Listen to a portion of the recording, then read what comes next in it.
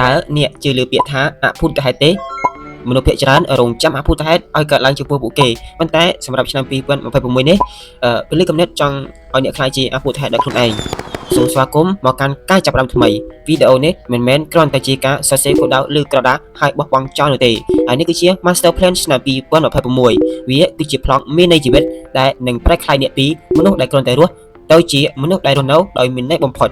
អញ្ចឹងតោះចាប់ផ្ដើមសាកសង់អាគារជីវិតរបស់អ្នកទាំងអស់គ្នាសសរទ្រូងទាំង5នៃ Master Plan 2026 1. ស្ថាបត្យកម្មនៃផ្នែកគំនិតចំណុចទី1នៃ Master Plan គឺឈប់ធ្វើជាជនរងគ្រោះត្រូវធ្វើជាស្ថាបត្យករក្នុងឆ្នាំ2025នេះអ្នកប្រហែលជាធ្លាប់បន្ទោសប្រេងវាសនាបន្ទោសសេដ្ឋកិច្ចឬក៏បន្ទោសអ្នកដទៃអ្នកក្នុងឆ្នាំ2026នេះយើងក៏ស្ទើរច្បាប់ថ្មីខ្ញុំជាអ្នកទទួលខុសត្រូវ 100% លើជីវិតខ្ញុំបើមិនពេញចិត្តកន្លែងណាកែត្រង់នឹងបើខ្វះជំនាញរៀនបន្ថែមផ្នែកគំនិតរបស់អ្នកគឺជាគ្រឹះដ៏រឹងមាំបំផុតបើគ្រឹះរឹងមាំភ្ជុះភ្លើងឆ្នាំ2026មិនអាចរត់បាននោះទេពីវិស្វកម្មនៃសុខភាព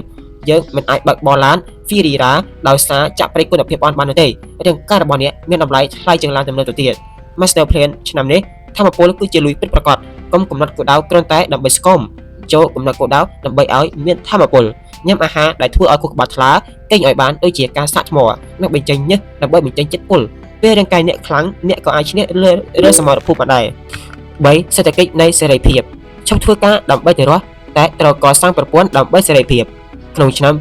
2026គោលដៅហិរញ្ញវត្ថុរបស់អ្នកមិនមែនត្រឹមតែសន្សំទេតែគឺជាការដាំលុយរកវិធីបង្កើតចំណូលទី2ទោះបីវាតូចក្តីរៀនឲ្យលុយធ្វើការចំនួនអ្នកតាមរយៈការវិនិយោគធ្វើឲ្យខ្លួនអ្នកមានតម្លៃថ្លៃរហូតដល់លុយរត់មកក្រោកអ្នកមិនមែនអ្នករត់លុយទេ 4. សួនច្បារនៃតំណែងជីវិតគឺជាផលបូកនៃមនុស្ស5នាក់ដែលអ្នកស្និទ្ធស្នាលបំផុត Master Plan ឆ្នាំនេះគឺកាត់ស្មៅនិងសោយផ្កាហ៊ានដើរចេញពីតំណែងណាដែលធ្វើឲ្យអ្នកទៅចិត្តឬក៏អស់កម្លាំងឬក៏ហៅថាកាត់ស្មៅហើយចំណាយពេលឲ្យបានច្រើនជាមួយមនុស្សដែលជួយជំរុញអ្នកមនុស្សដែលនិយាយរឿងអនាគតនិងមនុស្សដែលស្រឡាញ់អ្នកពិតប្រាកដចុងក្រោយហើយសំខាន់បំផុតក្នុងពិភពលោកដែលរញ៉េរញ៉ៃអ្នកត្រូវតែកាត់ទីចម្រោកក្នុងចិត្ត Master Plan ឆ្នាំ2026តម្រូវឲ្យអ្នកមានពេលស្ងប់ស្ងាត់យ៉ាងហោចណាស់10នាទីរាល់ថ្ងៃអាចថាជាការសមាធិការអានសៀវភៅឬការសរសេរកំណត់ហេតុភាពជោគជ័យខាងក្រៅនឹងគ្មាននៅទេបើខាងក្នុងរបស់អ្នកកំពុងឆេះរក្សាចិត្តឲ្យត្រជាក់នោះបញ្ហានឹងខ្លាចជារឿងតូចផែនការនេះមិនមែនសម្រាប់តែអាននោះទេតែសម្រាប់រស់នៅឆ្នាំ2026គឺជាផ្ទាំងគំនូរពណ៌សដ៏ធម្មបំផុតអ្នកមិនមែនគ្រាន់តែជាអ្នកគូររូបនោះទេអ្នកគឺជាស្នាដៃសិល្បៈនោះផ្ទាល់ខ្ញុំសួរថា